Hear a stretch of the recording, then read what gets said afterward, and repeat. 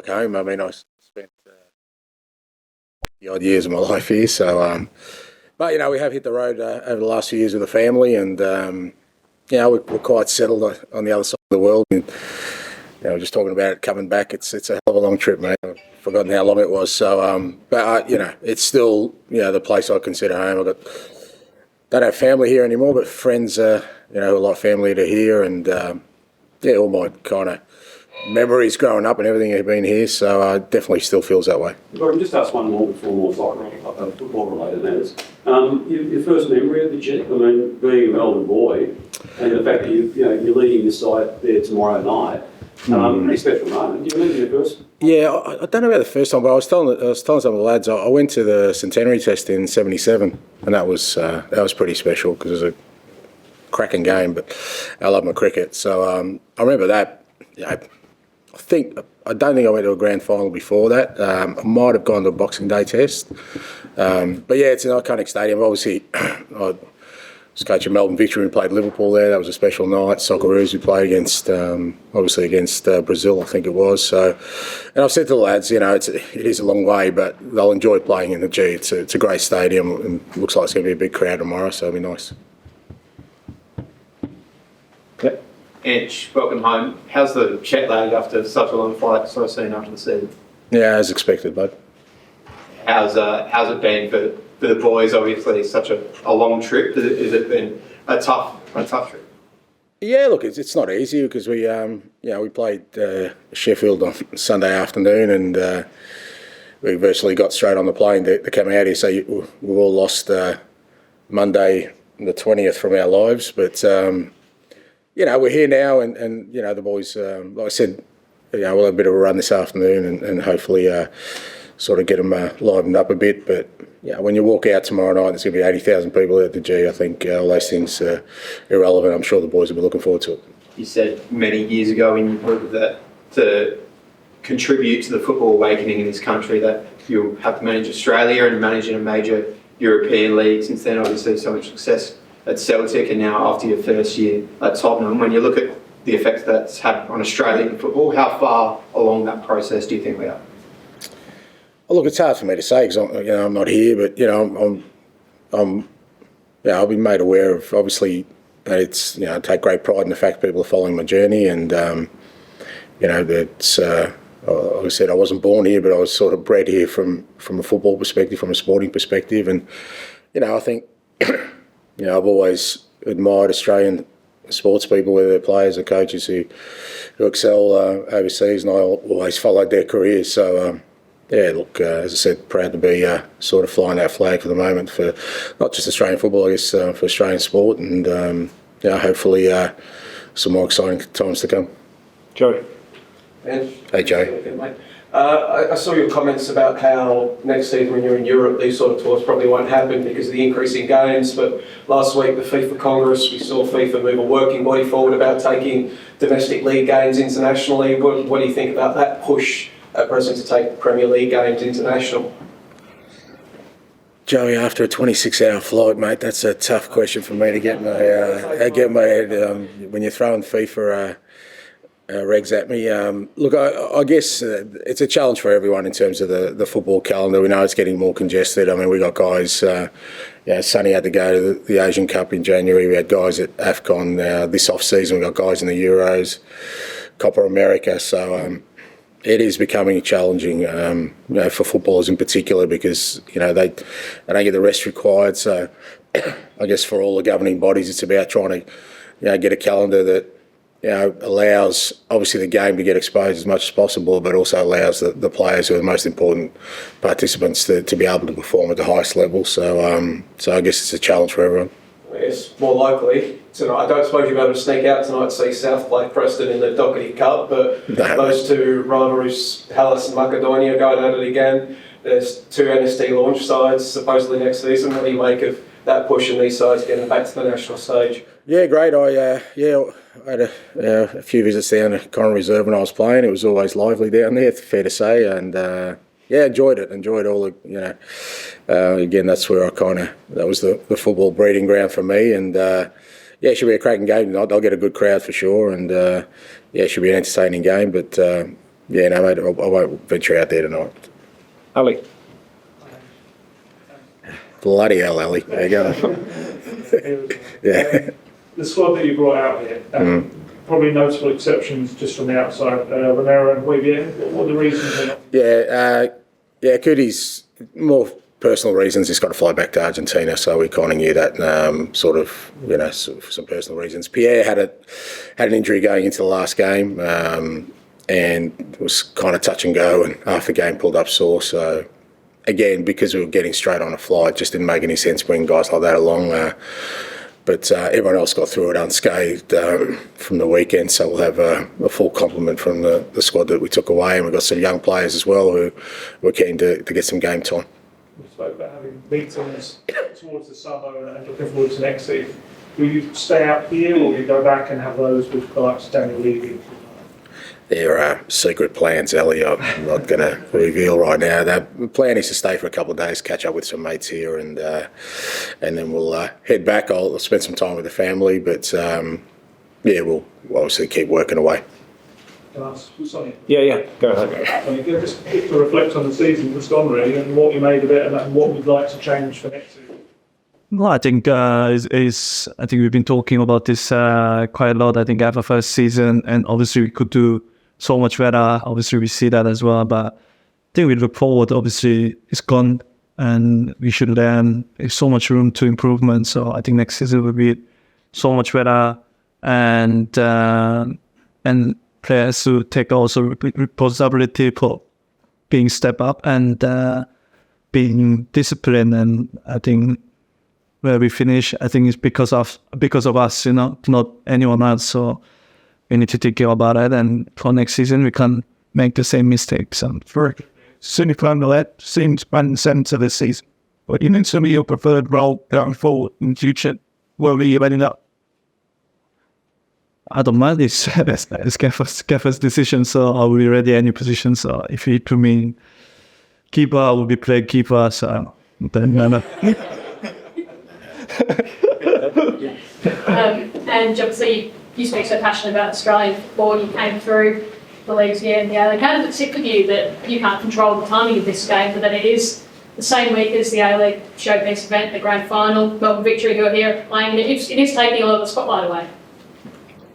Yeah, no, I don't think so. I think it's a good thing. I think it gets people talking about the game. So I've never, I guess it's one of the kind of bewilderments I have about Australian football. We think we compete with each other, but I think the fact that there's a big game tonight, Newcastle obviously, All-Stars, I think it puts a focus on the game, and I think it just helped sort of highlight the grand final too, which should be a cracking game. I watched both finals last week, and it should be a cracking game. Feels like a positive then overall, but obviously so many people are here and the game. Yeah, I think so. Yeah, I mean, we'll get a big crowd tomorrow night. And obviously they'll get a big crowd on Friday. And like I said, the girls are playing as well. So it should be a great week of football. Although the match is being played in Australia, but many Korean fans are expected to come to watch Son Heung-min. So, do you have a comment for Korean fans? Look, I mean, it's always grateful to having the fans in the stadium, and especially Korean fans were everywhere, and home and away, and everywhere. Just I think I'm really, really grateful, and I'm gonna make a good game, entertaining game, for make them happy and give a nice game. Yes, sir. Yeah, Ange, considering your successful track records in Australia, Asia, and experience in European. Also, you have a Greek heritage. You born in Philadelphia. I born in Philadelphia. Any possibility on the future? I see you in Nike, coach of the Greek national team. It's definitely in my future. You'll see me in Greece, but it's more likely to be on an island. On a SUNBED somewhere, so I've got a big challenge here at Spurs, and looking forward to bringing some success here. But I was born in Greece. I very, very much feel Greek will definitely be there this summer, and like every summer. But as far as coaching goes, no, I'm happy where I am at the moment. Thank you. What are you looking to get out of tomorrow night's game? Same I always do, mate. It's a game of football. You want to try and play well and try and win and hopefully entertain the crowd. We've had 2 cracking games against Newcastle this year. We played really well at home and we scored 4 against them, and then we got a thumping when we got up there. So yeah, hopefully there'll be goals tomorrow night, entertainment for the fans, and as I said, we'll try and win. How are you going to deal with the more games that you've got next year? Obviously playing in Europe. Well, I think that's the reward for finishing strong this year. So I think we're looking forward to that. It's another challenge for us, and yeah, we'll be ready for it. I think not having European football this year probably hurt us a little bit in terms of our development. But so this club deserves to be in Europe, and hopefully we can make an impact next year. Joey. Question for Sonny. After this tour, we've got the international window coming up in June. Korea's just appointed another interim coach for that window as the search for a full-time coach goes on. What are your thoughts on the current search for a full-time coach, and are you in contact with the federation? How close are they? Do you have any preferences for who comes in? I have no contact with the federation, so it's not my job to do, and my job is playing on the pitch. And look, I mean, if it takes time, takes time. I think we need to find the coach to bring a success. And look, I mean, there's no perfect decision, but I think we got to make sure that we bring it right man to bring the success. If it takes time, it takes time. So as a player, I think we want to do fast on the pitch and just wait what happens. We'll talk about international candidates for that role versus a Korean coach for that role. Do you think there's a Korean coach out there, or do you think they'll look international again? I have no idea, but I have no idea, to be honest. And look, there is always benefit, also unbenefit. Like if you take a Korean manager, there is he knows the Korean culture, but also the missing a little bit of experience. But the decision the Korean Federation will make it, and as a player, we got to just focus on the pitch. Ange, you mentioned before that it's not lost on you that you're following your journey, and we give the media competence plenty of runs. I mean, you have a pull no punches approach, and a little spectator sort of earned your wrath there the other day. Is it every bit as challenging or more challenging at this level of detail than you thought? No, I wouldn't say it's challenging. I think it's just it's part of the role, obviously. The English Premier League's probably the most high-profile sporting league in the world. Everyone watches it. Everyone sort of listens to it. So I guess I take that part of it, fairly seriously. In that I'm the spokesman for the football club. So, but at the same time, I've just tried to be myself. I haven't really changed. Media is the media, wherever it is, Tony. You might be surprised with that. And I think I try and always, like I said, just try and be myself. And if I'm happy, I'm happy. If I'm not, I'm not. If I like a question, I'll like it. If I don't, I don't. So it's pretty much it. And what did you make of the Charlie Grant and Kyra Cross situation last night? Fill me in, bud. Kyra Cross went to watch Charlie Grant play for Tottenham in the FA Cup final. Yeah. Wore a Tottenham scarf, even though she was asking for players. What's the backlash online? Online? Yeah, well, not a world I inhabit or have any interest in, mate. But I think if she's showing support for a friend, then God forbid what she done. So I wasn't across the issue. Obviously, we're disappointed for Charlie that they weren't able to get up in the cup final. But the girls have done awfully well this year. Rob and the team have, all the players actually, they've really grown this year, and I think that's where the focus should be. Back there, please. Ange, are you aware of how football supporters here in Australia are proud of what you have achieved overseas, and not only that, have most probably opened doors for other Australian coaches to emulate what you're doing?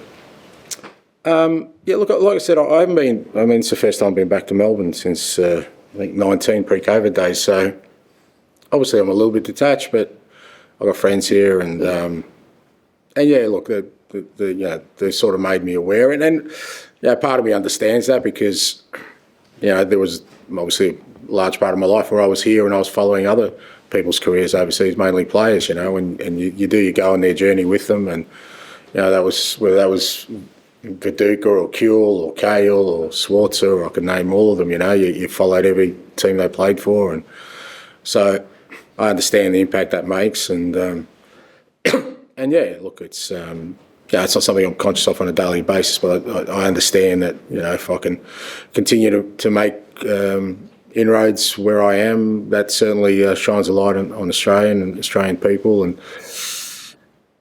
look, I kind of made it a part of the sort of the mission I've been on to try and open doors for Australian coaches. I think it's still very difficult to kind of get a look in because of where we come from, and I've never felt that's right. I think where you come from shouldn't come into it, but I'm really pleased to see this. Some guys already forging some really strong careers overseas. Muskie and Harry's at Yokohama now. Peter Klimowski's at FC Tokyo. Guys that I've worked with, and others. And I've got Millet with me now, which is brilliant too. He's a great guy, and he's learning his trade really well. So if I can sort of open those doors for other guys coming through, I think something again I'll take great pride in. And so, obviously after the Spurs City game, you spoke about certain fan interactions, and in Australia following the World Cups, we've seen a big growth of the game. What are sort of elements of British footballing culture that you hope to see transcend here and that you don't hope to see come here? Oh, look, again, I think it's something we kind of get a little bit wrong. I think we've tried to copy everything we can from overseas in terms of our football here, and I think what we've come to realise that is you just got to make the sport your own, and what's unique to Australia and Australian people and to sport here. I think that's what we've got to try and embrace. And look, I've been fortunate the last sort of 7 or 8 years, whether it's Japan or up in Scotland, or now obviously in the Premier League. I've enjoyed being in places where people are really passionate about the sport, passionate about their football clubs. I've obviously been passionate about the game for as long as I can remember, and it's just nice to be in places where people are just as passionate as I am. Will we ever get that here? I don't know, but we don't necessarily have to. Like I said, I've always felt we should just try to make it our own and enjoy what we love about our sport and our football, and not worry too much about other countries.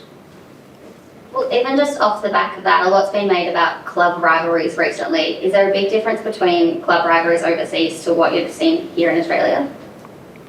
A little bit, yeah.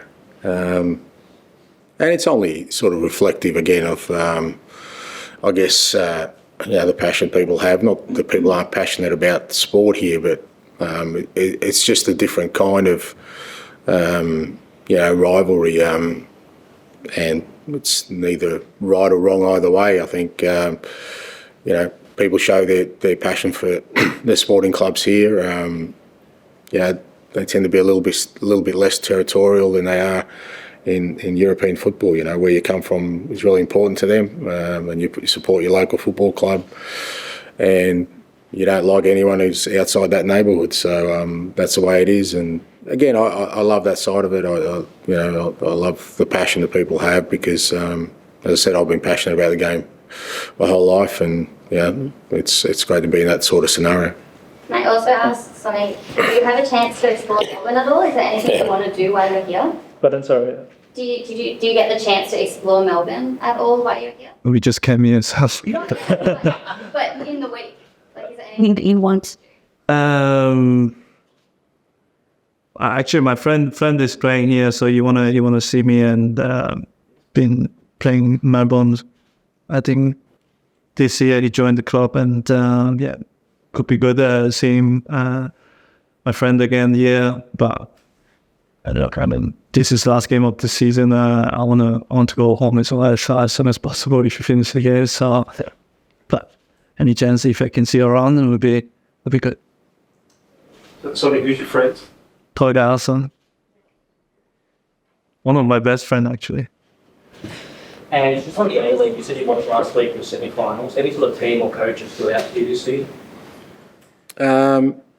Yeah, look, I think, again, Central Coast done an outstanding job. I think, obviously, Monty did a great job the last few years with them. It's a great story, but, this year they've gone another level, I think, with the football they play. And they've done it with young guys and kind of different style of recruiting, which I think is great. And, Wellington have done an outstanding job as well. Great to see them in there. And Popper's always in there, mate. He never stops competing. He's always... when the trophies are there to be handed out, he's there or thereabouts. So, looking forward to the final. Should be a cracking game. Okay, we've got time for one more. Just to one finish from me, you mentioned numerous times this year you want to win the Premier League. What do you think you need to challenge the likes of Manchester City and Arsenal? I don't think we need to focus on other clubs. It's got to be about ourselves. If we just got to try and be the best club we can be, and and strive and aim to beat whoever's in front of us, whether that's the clubs you mentioned or other clubs. I think I tried to sort of stress during last week. I don't think your measure should be opposition clubs. Your measure should be yourself. If you can push yourself to be the best you can be, then you can see where that takes you. Because if you're just focused on one or two other clubs, there might be somebody else coming up that you don't even realise. So for us, it's just about trying to. We've been okay this year. We've progressed this year for sure, but we've got a lot of improvement to do, and that's what we'll be working hard once we get back for pre-season to be ready for the upcoming season. Thanks, guys. Thank you very much.